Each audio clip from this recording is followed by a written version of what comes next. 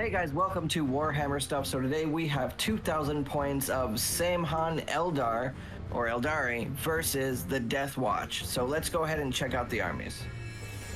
Alright, and today I'm bringing like 1986 points of Deathwatch. Now, I cheated. Alright, so here's the thing. This is the worst performing army. I've heard it is trash. I looked at the book, and it has so many unusually interesting things. I'm wondering, like, how is it not trash? So I cheated and looked for a tournament-winning list done by one of the best 40k players, and I tried to copy it. Unfortunately, it was made during the time when you had 12 CP, and so I had to make a lot of cuts. Everything is also much more expensive in points, so this is a bootleg version of that list. So let's go with what I configured.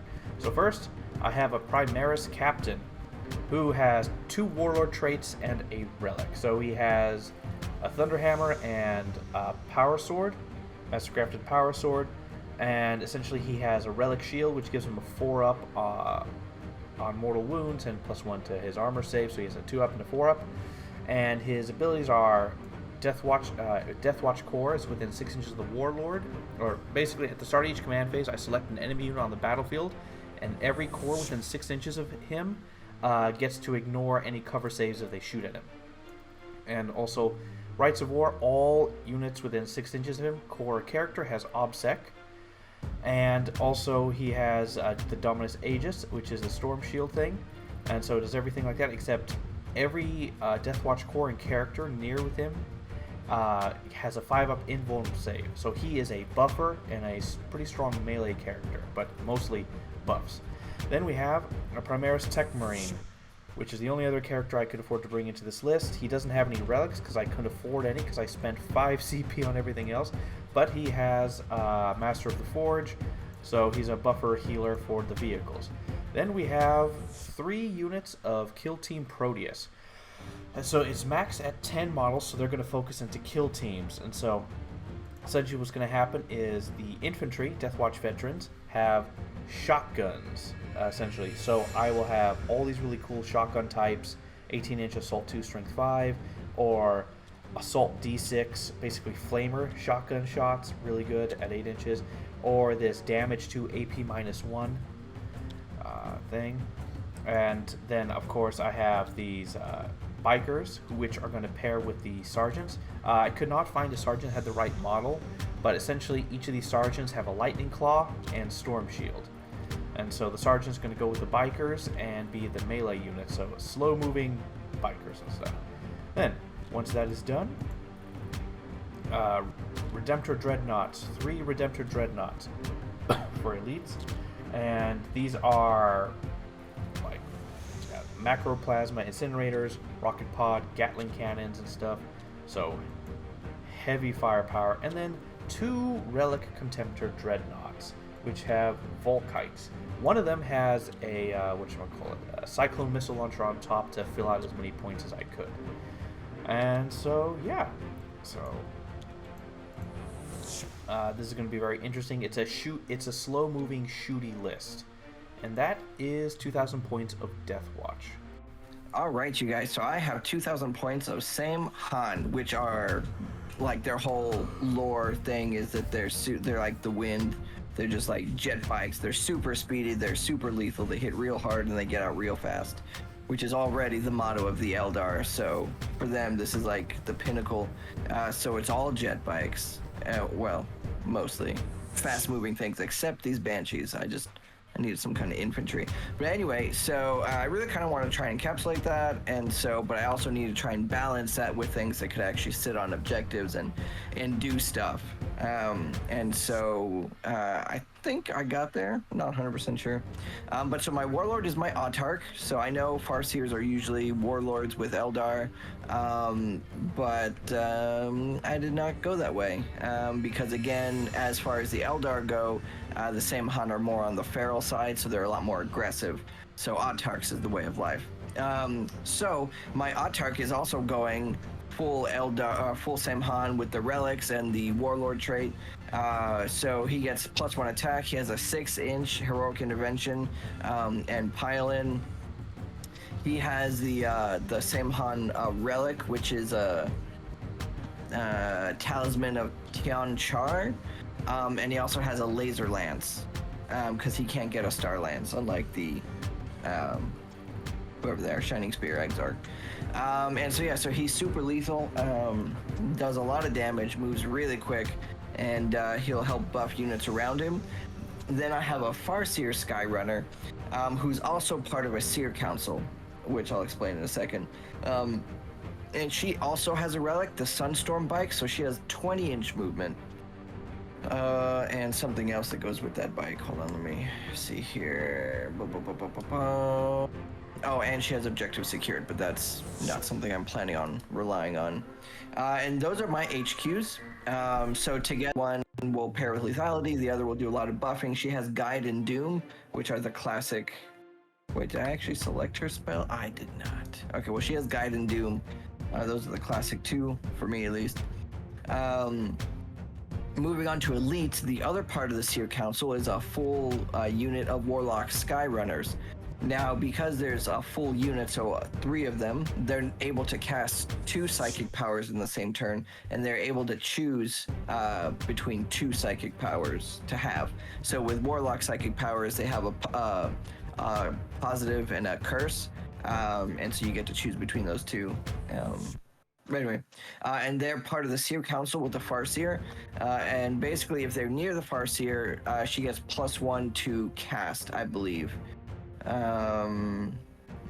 Yes, +1 on her psychic test. And then I have a unit of Howling Banshees with the Howling Banshee Exarch. They have the Nerve Shredding Shriek, which I believe does a mortal wound on the charge or something like that. And the Exarch has an Executioner. And that's, other than that, that's it for them. Then I have in Fast Attack, which is where the majority of my army is, because same Han. I have 2 full squads of Wind Riders, and they only have Twin Shuriken Catapults. I could have given them more, but they have this thing on Swift Demise where if they're using Twin Shuriken Catapults against someone who's on an objective, they actually get to reroll 1s natively, which I thought was kind of cool. So I'm just gonna have them all with that and see what that's like. To their immediate right, you have a full squad of Swooping Hawks, because they are ridiculous in this edition, where they just basically show up on the board and then disappear again in the shooting phase. So they're super annoying to deal with, I believe. I think I read that right. Now these guys have not only an Exarch with the Hawk's Talon, but they also have a Swooping Hawk relic, which the Exarch has a 4-up invuln, and they all have a 5-up Feel No Pain. And then the squad buff is -1 to hit against shooting, so they're really annoying to take off. And then I have Shining Spears all the way to the left, and they have both a relic, which is a relic lance, I believe, for the Exarch, and they have Expert Lancer, so on the charge they have +1 to their hit. And yeah, so they're pretty lethal there. And then moving on, I have 2 squads of Vipers, one full of Star Cannons, the other full of Bright Lances, and they're pretty straightforward. Then I just have a Falcon and a Night Spinner. And so that's my list, really mobile, hopefully. A lot of burst damage, and we'll see if I can balance that all against the armored Space Marines. Alright, so for the mission, we have Recover the Relics, which is a Control 1, Control 2, Control More. Now, interestingly, the secondary is you get 1 victory point per battle round for each enemy unit you destroy, and has an additional thing for CP is that you can gain up to 2 CP. You gain 1 CP in your command phase for controlling an objective in No Man's Land, and you'll gain a 2nd CP if you control your opponent's home objective. And yeah, and that is the mission. Alright, so for secondaries, for the Deathwatch, we have no prisoners. He has many models, and a lot of them have multiple wounds. So this is a given. Then we have Oaths of Moment. Take the center, don't fall back, kill things, easy. And then raise the banners. It's possible. It's like, yeah, struggling for the 3rd. So this is what I figure what my army is going to be. Slow moving, hold the area, shoot everything, and that essentially is my army and secondaries choices. Yeah, so for me, to have one from the Eldar, none of them really fit my army, even Scry Futures, which is the one I ended up on, because we always try and have one at least. Usually I try and do them all, but that's not the case this time. So I ended up on Scry Futures because I have a Farseer, so I don't know how well it's going to go. I found a stratagem that lets me do a psychic action and still cast a psychic power, so that might be okay, but we'll see. Then I have engaged all fronts because my army is ridiculously mobile, so should be relatively easy. And then no prisoners. It's, you know, his army is mostly non-characters, and vehicles are not enough wounds to be relevant points, so I thought that was the next best. Because as Eldar, I don't have enough units to really be doing actions and stuff. So, yeah, so those are my secondaries, and we'll see how we go. Alright, so for deployment, for Deathwatch, realizing that this map is absolutely terrible for both of us, we're essentially glass cannons to each other, and all the objectives have no cover. So, essentially, the plan for me was not really to focus on countering him, but to play my own game. So, essentially, have bikes equally distributed, infantry equally distributed, had my dreadnoughts equally distributed. The relics took top and bottom. Contemptors heavily focused the center, and one of them was on support to the top. That's essentially what it did. And the captain and the tech marine are next to the two redemptors. That's pretty much it. I was just playing my own game of how I'm going to push out and try to, well, wear him down and destroy him. That's pretty much it. It's mostly a defensive kind of thing for whatever, and that's what my idea was going forward. Yeah, so for me as well, my army is super mobile, so it did not necessarily matter what he was doing, because not only do all my guns have decent range, but all my units minimum have 12-inch movement. So I was just kind of placing stuff around where I think they would have the best kind of counter moves, except for obviously my Wind Rider bikes, because they're going to sit on objectives, so I just need them to do that. And so yeah, so that's why like my more combat units are in the middle. My two Wind Riders are on the sides to help with objectives, as are the Vipers, because they have decent range and they fly pretty far. And so yeah, I think that was really just kind of the plan, really just being flexible and able to move and do whatever I need to. Alright, who should go first? I'll let you take it first this time. What do you think? Well, I think that you should go first, because it would allow me to better respond to whatever is happening. I know you got like a little dreadnought fortress thing going on, so just letting that move out and some of your other units kind of move out will allow me to kind of shoot at stuff first. If I go first, I don't know if I would actually do anything,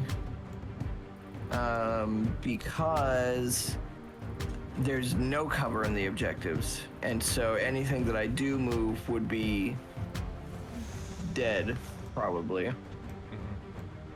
So I don't know, even if I went first, if I would actually move.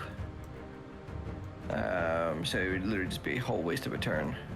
So I definitely want to go second, because I don't know what I would do if I went first.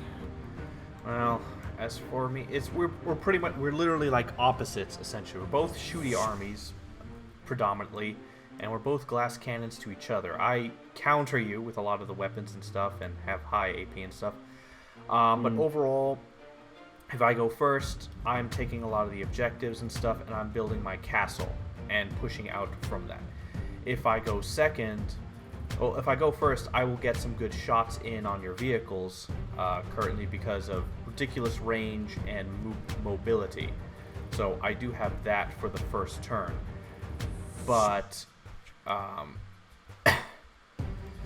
but it's going to be like only a small portion of my shooting. So really, if I go second, whoever goes second is going to have a field day with shooting, but whoever goes first is but they have to. If you go first, we have to go for the points. So it's like we each have the same battle plan at this point. But overall, if I go first, I'm going to get some good shots early on some of your anti-tank.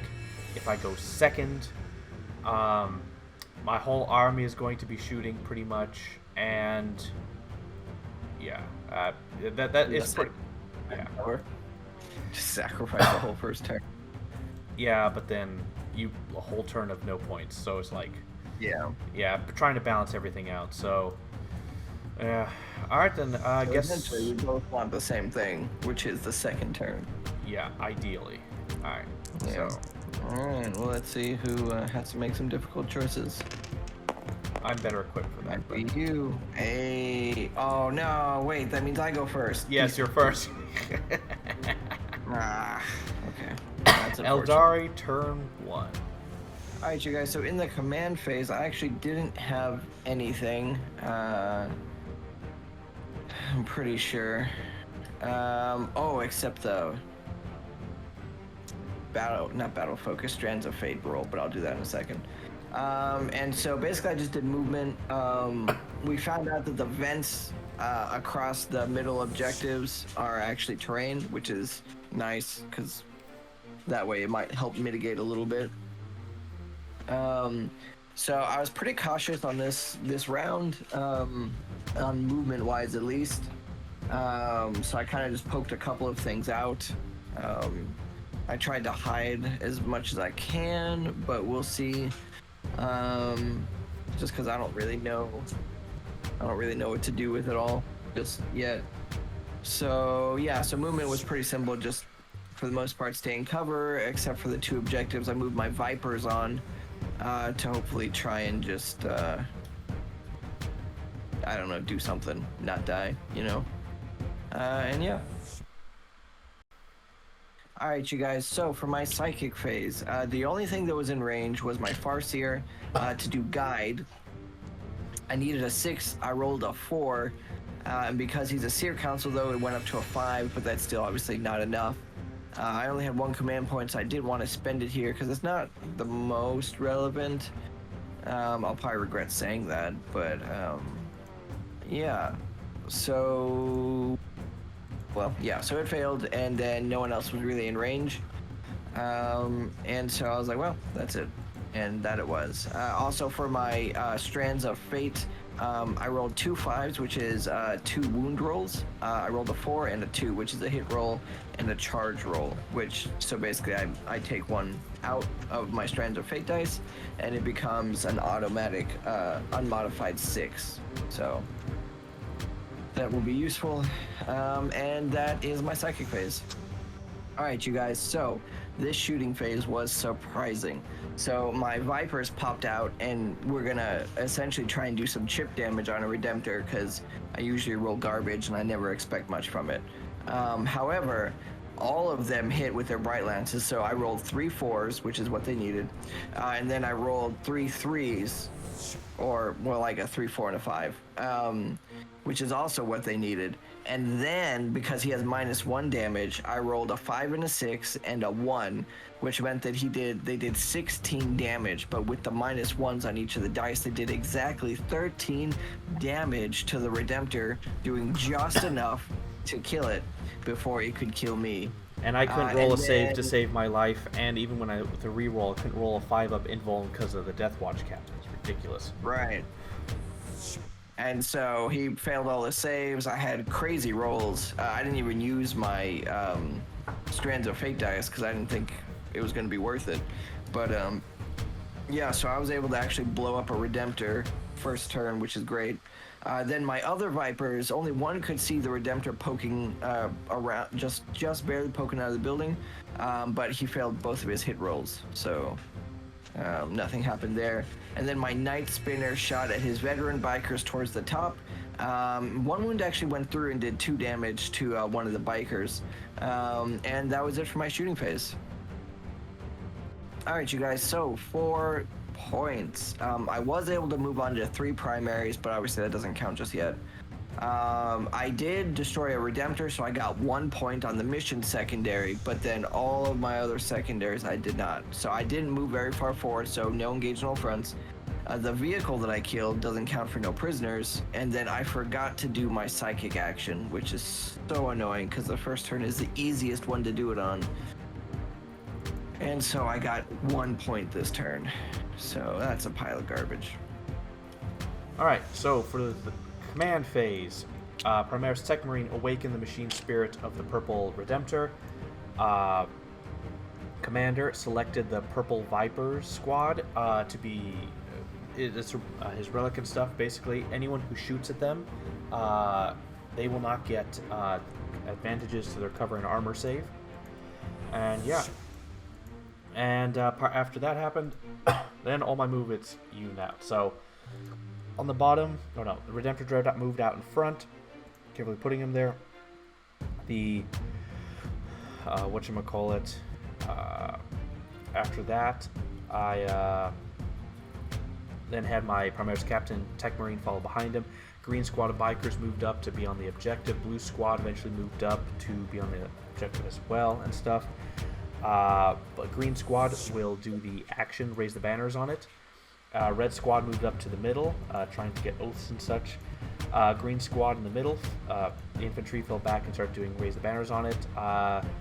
My red squad ran onto the objective. I technically could have put my bikes up there, but we'll see what happens. So the red squad ran, got up on there, and are touching the thing. And my Redemptor and my Relic Contemptor have moved on to have line of sight of what's on his objective. And yeah, and that is the movement phase. Alright, so for shooting phase, first I started with the Redemptor Dreadnought. Because it was awakened, it was going to hit on 2s, but -1 for shooting through the grate. Oh, actually, no, I started with the Deathwatch veterans. I used their strong shotgun to fire at my opponent, and they did absolutely nothing. Well. Then the Redemptor Dreadnought fired. I should have actually done with the Relic Contemptor first, so it would have had line of sight, and it didn't end up shooting anything. But so the Redemptor Dreadnought shot first. I supercharged his plasma weapon. It rolled like a 1 or 2, and so I spent my 1 CP to reroll, and it got a 6, so I got 6 shots. Reroll 1s to hit because of the captains nearby, so I can really avoid the mortal wounds if it fails. A bunch hit, like 3 went through, and they were 3 damage each, and so 1 Viper was immediately killed, 3 damage went to the other, and then all the rest of the firepower killed off another Viper and did 1 wound to the last guy, but unfortunately the Relic Contemptor Dread on the back could not see it. Then up top, the yellow Redemptor Dreadnought overcharged as well, and mag dumped the... I started with the Relic Contemptor. Fired and did absolutely nothing. It has no AP. I did not notice that. What the crap? That was disappointing. And then, yeah.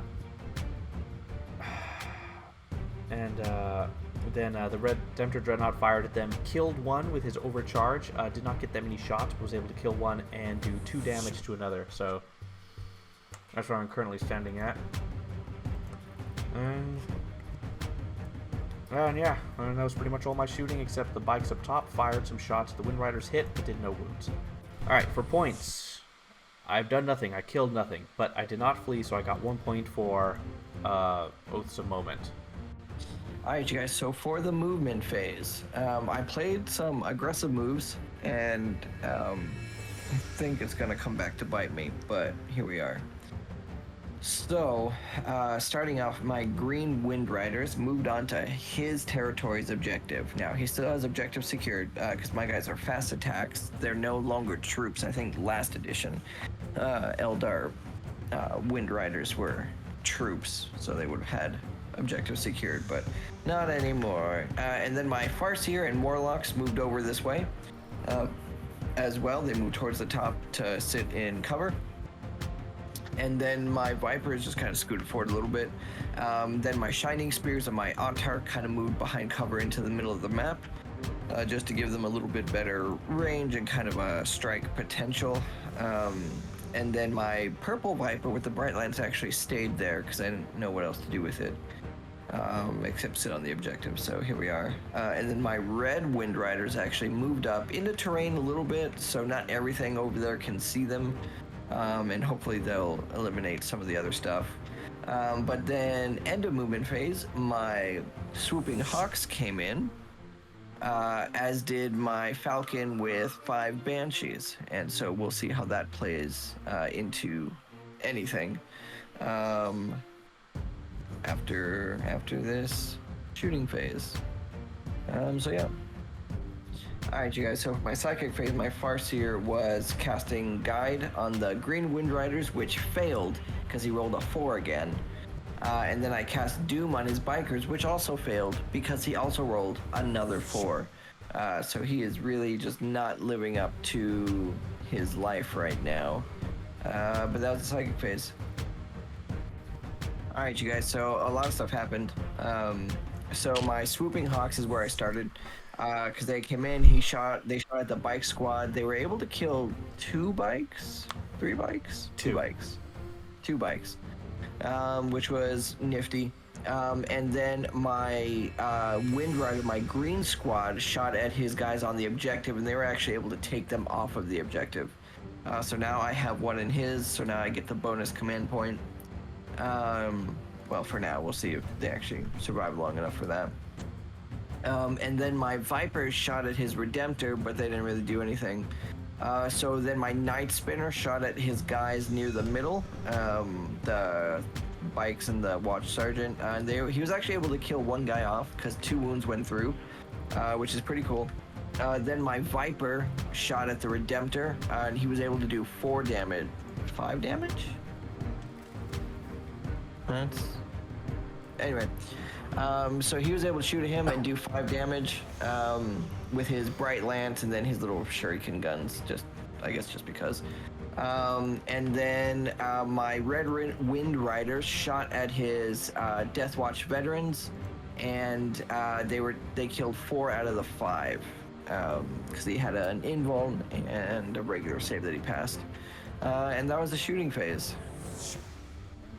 Alright, you guys, so for my charge phase, I just had the Banshees charging, and so what they did was they failed with double 1s, because they're lazy, I guess.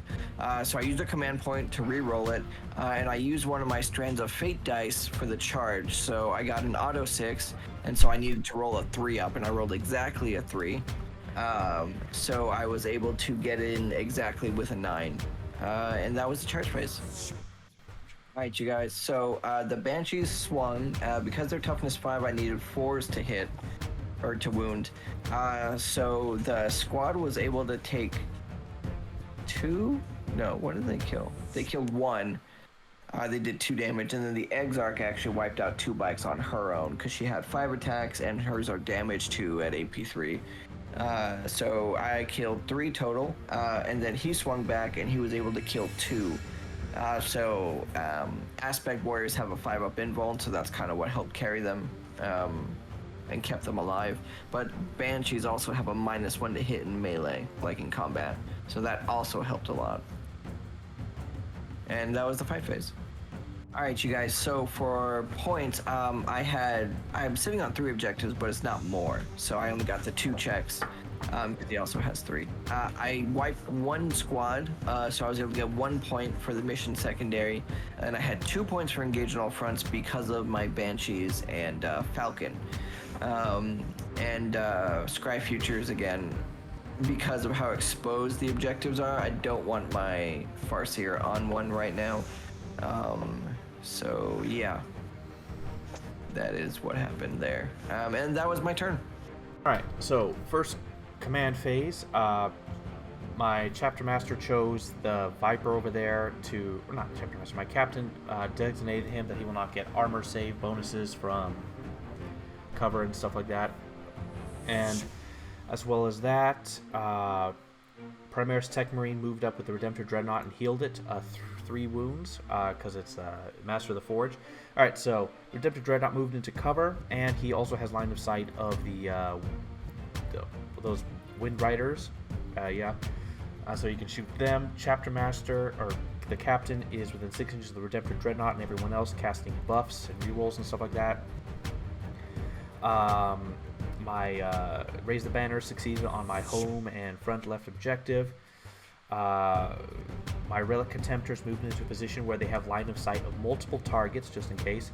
My red and blue Bikers moved in on pincer movement on the green Wind Riders on the top left, and my Redemptor Dreadnought moved in as well.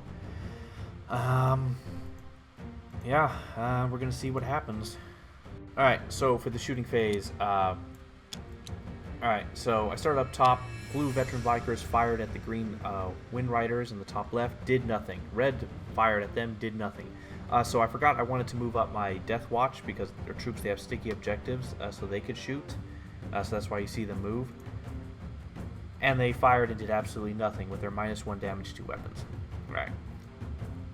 Then, whatchamacallit, after that happened, I went to the Redemptor Dreadnought, and so he fired his main gun and Icarus rocket pod at the Viper there, and everything else on the Wind Riders.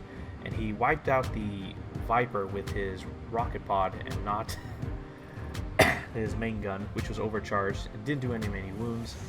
Also, he was healed from the Primaris Tech Marine. And then the rest of his shots, he killed 3 of the Wind Riders, and the Deathwatch veteran was able to finish off 1 with his shotgun that does 2 damage.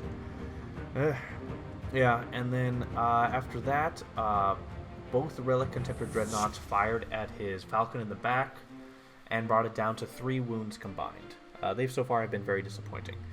Then after that, the yellow Redemptor Dreadnought up top mag dumped everything into the twin shuriken catapults and killed like 2 or 3 of them. That was very disappointing. And that was the shooting phase. Alright, so for charge phase, the teal Relic Contemptor Dreadnought charged the Howling Banshees. He has 4 attacks, he might squish one. The Primaris Captain charged in to finish him off, to guarantee.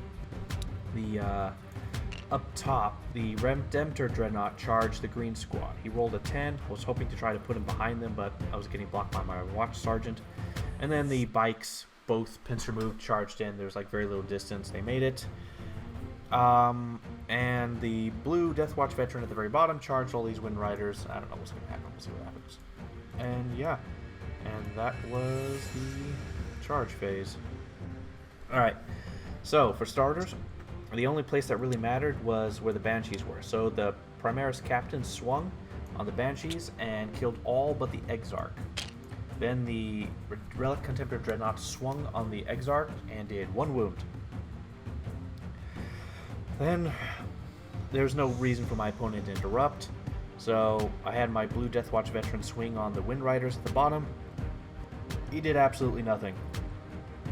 Then after that, up top, my yellow Redemptor Dreadnought swung and killed 4 of the Bikers, his Wind Riders, and then the red squad of Bikers swung, and the Watch Sergeant with a Lightning Claw basically had 5 attacks on the charge, did a ton of damage, and killed a bunch, and the red squad did a few wounds, and there was 1 guy with 1 wound left, and blue squad finished him off.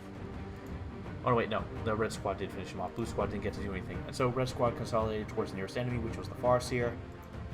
And that was the fight phase. Okay, so for the points phase, I controlled 1, controlled 2. I destroyed 2 enemy units, recovered the relics, and no prisoners is cooking. Oath of the Moment, I destroyed a vehicle this turn. No one ran this turn, and that's about it. And Raise the Banners, I got 2 points for that for this turn for my 2 objectives with banners. And it's a slight swing in my direction, but strategically it's still an uphill battle for me. Alright, you guys, so quick recap. Essentially, everything moved, and my Banshee and my Wind Riders also fell back and out of combat. My Swooping Hawks moved up to kind of get out from behind where they're at. the Falcon, because he has Spirit Stones, counts as being in the middle bracket. So he counts as having double the amount of wounds. So he had a 12-inch move plus 3 inches from his star engines. So I was able to put him onto his home objective and also on top of these crates. Because, really. My Shining Spears, originally I was going to send them more towards the bottom to try and deal with some characters, but honestly the characters aren't any points for me, and they're kind of slow. So they're coming to deal with the top part of the map, and hopefully they will deal with it. We'll find out. And as well, my Warlock Skyrunners and my Farseer moved up, and my Vipers actually stayed still. I probably should have actually moved them back, now that I think about it. But I believe they have... They don't. Okay, anyway, but not important. So anyways, that was my movement phase. Alright, you guys, so for the Psychic phase, it actually went very well. So I was able to guide the Shining Spears, just barely, but they made it. And then I doomed the Redemptor Dreadnought. And then, which gives me full reroll to wound. Then with my Warlocks, I was originally going to have them buff my Autarch, but then I realized that he doesn't need +1 to hit because he already hits on 2s. And he doesn't need +1 to wound because the Dreadnought has Doom. So they actually did the negatives on the Dreadnought. So the Dreadnought is actually at -1. The Redemptor Dreadnought is at -1 to hit and wound. So if he's alive to swing back, he will have a really, really hard time doing so. And that was my Psychic phase. Alright, you guys, so for the shooting phase, a lot happened, and I don't remember where I started here. I think I started with the Shining Spears. So they shot at the Dreadnought, the Shining Spears, and the Autarch, and they actually were able to kill his Redemptor Dreadnought. A lot of stuff happened in that, with all their laser lances, and then the Star Lance, and the Autarch's laser lance, and then all of their little twin shuriken catapults. Was able to do just enough, so a bunch of chip damage, because all their 2 damage stuff didn't actually matter, because, you know, he had the -1 damage. So, but they were able to get it. Unfortunately, though, he exploded, which is super annoying. But so his explosion killed a Shining Spear, did 3 damage to my Autarch, so he's at 50% life. Killed one of his own bikers, 2 of his own bikers, and put 2 damage on his Relic Contemptor Dreadnought. Did a damage to my Farseer and 1 damage to one of my Warlocks, and so it was actually probably a pretty big deal. Then my Vipers with Star Cannon shot at his bikers, and they did 2 damage. So that was garbage.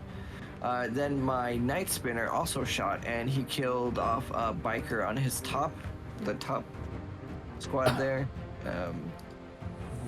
And then, let me see here, I'm trying to recount everything, you guys. Then my Red Wind Rider shot at his single little watch captain, or no, Deathwatch veteran, killing him. And then my Swooping Hawk shot at the 2-man squad. There was the watch sergeant and the biker, did a damage on the sergeant and killed the biker. Then my Falcon shot at his Relic Contemptor Dreadnought, taking it down to 2 damage with his pulse laser. Everything else failed, which is unfortunate. I probably should have re-rolled it, actually, now that I think about it. But anyway, and then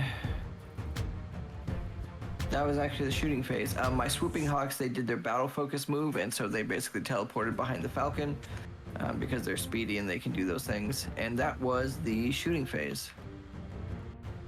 Alright, you guys, so for the charge phase, basically everything the charge got in. So my Autarch my Warlord charged his front biker squad, and he got in quite easily. Then my Shining Spears charged the back squad, and they got in also very easily. Then my Warlock and Farseer charged his Relic Contemptor Dreadnought, the one at the top, and they got in. And then my Helling Banshee Exarch, I was trying to decide what to charge, and I figured I might as well try and finish off this Dreadnought, So she charged the Dreadnought, and he was going to Overwatch, but the Banshee Mask actually negates Overwatch, so he was unable to.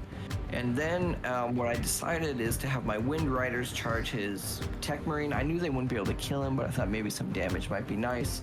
And I was like, this is probably a terrible idea. And then his captain heroically intervened, so I ended up being correct. It was a terrible idea. But that was the charge phase. All right, you guys, so for the fight phase, a lot happened. So my Autark is where I started, and he swung on his squad. And so he had 5 wounds that went through at AP, like 5 and 3 damage each. So his 2 bikers just died outright. But his Watch Sergeant actually had an invuln save, which he saved 2 out of 3. And so he used a command point, and he actually saved the 3rd one, so the scoundrel actually lived. Then my Shining Spear swung, so because I used that point, I wasn't worried about interrupts, so then I just kind of went from top down. So my Shining Spear swung, and the Autark alone, I think, actually wiped the squad. Or no, I think the other guys had to swing because he did some save reroll or something, I can't remember. Anyway, but they killed that squad, and then they consolidated in. And then my Warlocks and Farseers swung on his Contemptor Dreadnought. Now they have no AP, but they have a flat 3 damage, and they auto-wound on 2s, so I was like, he doesn't have a melee weapon, so they got him down to 1 wound left, but unfortunately he lived. And then I went over to my Howling Banshee, which was able to kill, so on the charge she did a mortal wound, and so she was able to pull 1 wound through and kill his Contemptor Dreadnought, which did not explode. And then I swung on his Tech Marine with my 5 Wind Riders.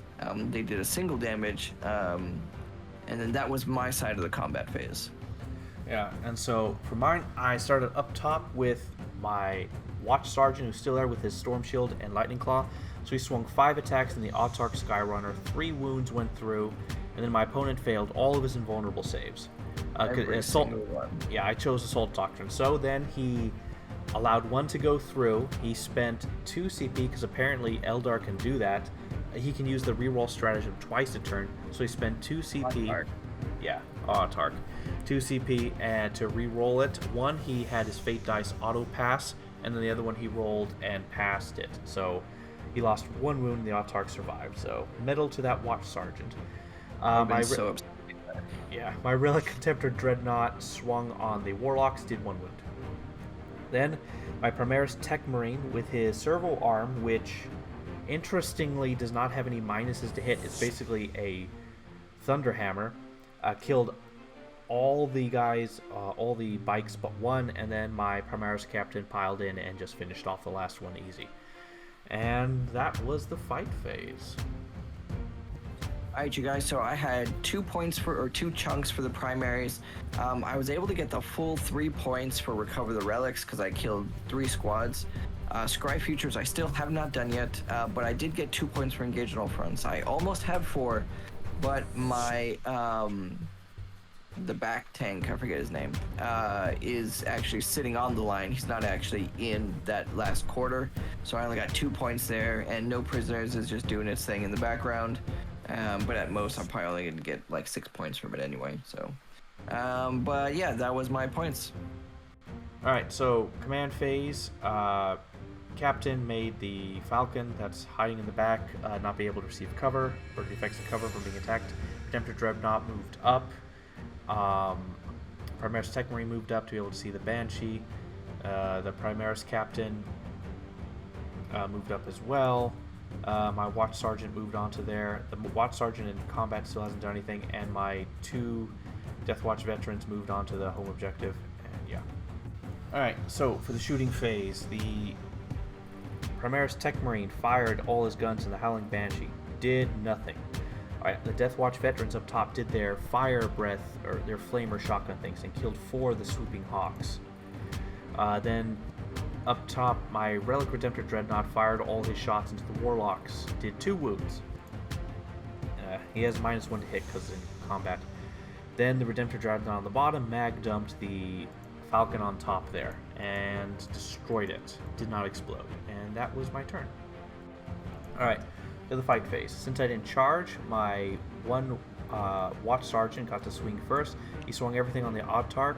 2 wounds went through. My opponent used one of his dice to auto-save him, and then he failed the other one. The Autarch had only 1 HP left, or 1 wound left. Then my Relic Contemptor. What was it? Oh yeah, then his Autarch. What was it? His Warlock swung on my Relic Contemptor, and they didn't wound it or kill it. He swung back, did nothing.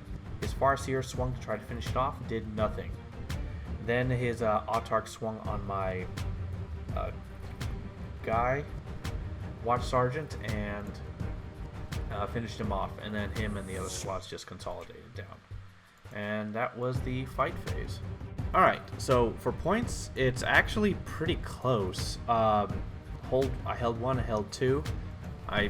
Technically, my opponent will have more in the next one. I destroyed a unit, so recover the relics. Oath the Moment gets 2 points for a vehicle, and for not falling back, raise the banners, I got another point for. And that's the turn. Alright, we decided to call the game there simply because it came to the point that I had so few units that my opponent could literally do nothing the rest of the game and just win by holding more objectives. At that point, I couldn't do anything. Alright then, and so MVP, LVP. For the Deathwatch, LVP. It's these Relic Contemptor Dreadnoughts. They took a CP and they just did nothing. I tried them out. They were just terrible. They didn't do anything. It was so disappointing to have them. If I had any other Dreadnought, I would have done better. And then MVP, it's pretty close actually. So obviously the Redemptor Dreadnoughts in general, just because they're massive amounts of slaughter they did. The Watch Sergeants actually did really good at slaughtering enemies. They killed a lot of bikes left and right. One almost killed that freaking character. And they also held against the Banshees and held the bottom. So these Watch Captains with Lightning Claw and Storm Shields did really well. And the Primaris Captain killed a bunch of Banshees, helped apply a lot of buffs, slaughtered a lot. But you know what? Overall, in the end, I have to give it to the Redemptor Dreadnoughts. They were actually the core of the army that actually performed. Shooting, lots of good shooting. I wish it didn't have the Relic Dreadnoughts. These Redemptors, they really were helpful and were the core of the game. In fact, honestly, I might have won if I still had that one Dreadnought at the very beginning, because my output would have been so much. I would have destroyed far more.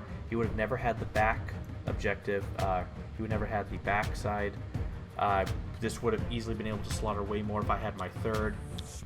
So that was a miracle on his part that all the stars aligned for everything bad to happen for me. But yeah, so they were my best. Yeah, if I had my third one, it would have been a different game. So what about you? Well, I actually have I don't know what I would pick as far as MVP. So the Vipers with the Bright Lance on turn 1, just blowing the mess out of that Redemptor Dreadnought, that was a big deal. That was a big deal. That was game changing. Didn't do much after that. They basically took it to the face real hard. But I mean, I don't think anyone expected anything else. The Warlocks and Farseer combo for the psychic powers, so all of the buffs and debuffs, that was a big deal. They failed all the important ones though.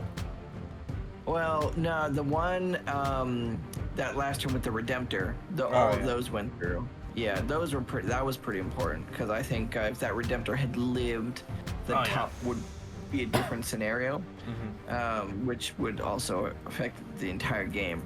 So that was the one time that I really needed it. They did it. And then the Shining Spears and the Autarch were also another lethal combo of just damage. Now the Autarch almost took it to the face, but whatever. And so I'm having a really hard time. I think I'm leaning towards the Shining Spear Autarch Skyrunner combo as MVPs, because they're crazy range. They have 16-inch movement. With Same Han, it's a stratagem for 1 command point that they can also run and charge. And when their bikers run, they automatically move 6 inches. So they're moving 22 inches and charging, which I get to reroll charges for free as Same Han as well. So like they're just so much damage. It's kind of crazy actually. Of course they're fragile, so there's that. But So I think those are my MVPs, the Autark and the Shining Spear combo. Yeah. Because on the charge they're just monstrous. Now LVPs.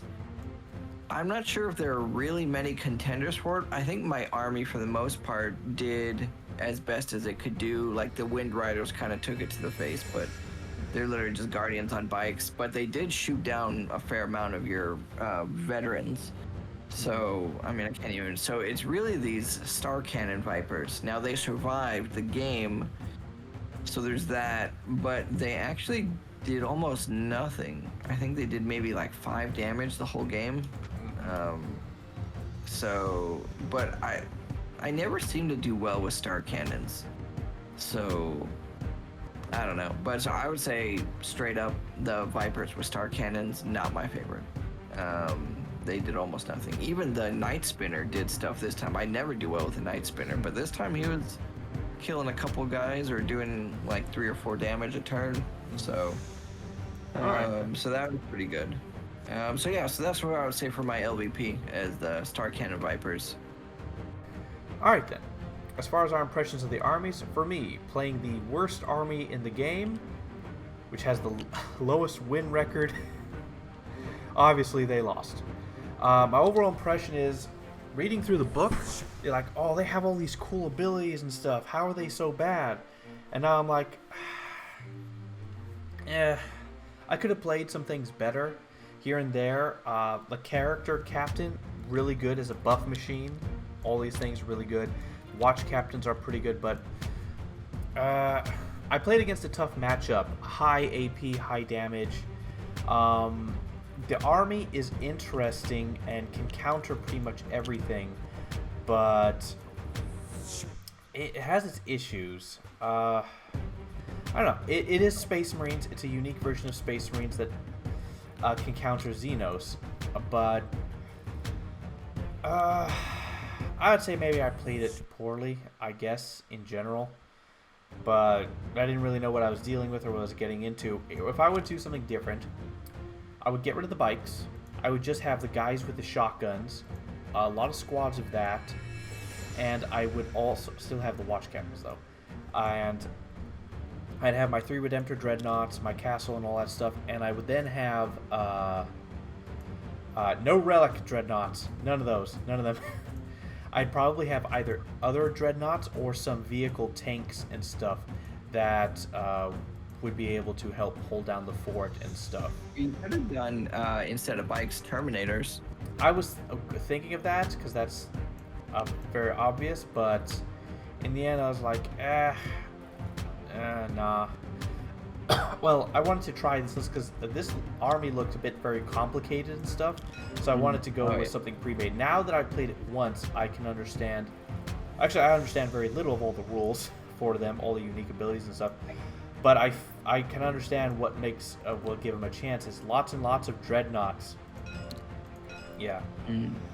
But apart from that, their shotguns are actually pretty good. Being able to face off against everything else as a shooty-ish army and stuff would have been good. Yeah, but overall, I can see why they're kind of a weak army, because what they need to do and need to be able to do in the battlefield, they don't have any really super powerful units, essentially. They just have what everyone else has, but they don't have any really special abilities that can help lean in and make them super powerful in general against everyone instead of just against just Xenos. But that's what I've seen, but I don't know. How was your impression of the army? Eldar has always been, or Aeldari has always been my kind of one of my favorite armies. But I haven't had a chance, so I've only played them twice since the new book came out. So I played Alatok and Ulthway, and so this time Sam Han is one of my more favorites. Field Town is pretty cool. And so this I actually enjoyed it. Again, I did not like the Star Cannons, but being able to run around and just kind of pop up out of nowhere, that was pretty cool. Now I was worried because they're a little. So the bikes are technically less fragile than the rest of the Eldar because they have 1 more toughness. But so I was a little worried about that because they're glass cannons. But I mean, they did well. They hit really hard, and so they were, as long as you're able to prioritize the right targets, I think they do really well. I had some really bad psychic test rolls early on, but luckily those didn't matter as much. And then the ones that did matter, I actually made. So, and then the swooping hawks are really cool. They can just jump around, shoot some stuff, jump around. And so I actually really enjoyed it. I enjoy playing the Eldar because they have so many things you can do. But right now I'm playing really like kind of focused, like when I do play them. So I'm like, oh, okay, well, I'll pick a craft world and play, like, lean really heavy into whatever that craft world's about. But they have so many units and so many things. You can make such a varied and interesting army from them, just because they have so many cool things. And so I dig Eldar anytime I get a chance to play them. Yeah. Overall, as far as the game went, battle, losing that Redemptor Dreadnought was a huge, massive blow to me because the units that were actually putting up. Yeah, it's just like all the stars aligned for you. You made every single hit and wound. All went through.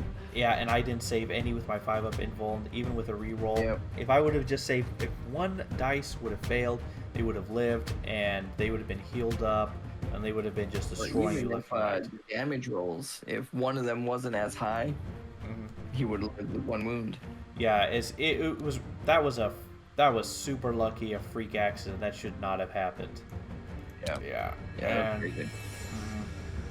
And so, apart from that, the game was interesting. It was fun up to a point, but it's just like, I feel like I had no teeth in the game apart from the Redemptor Dreadnoughts.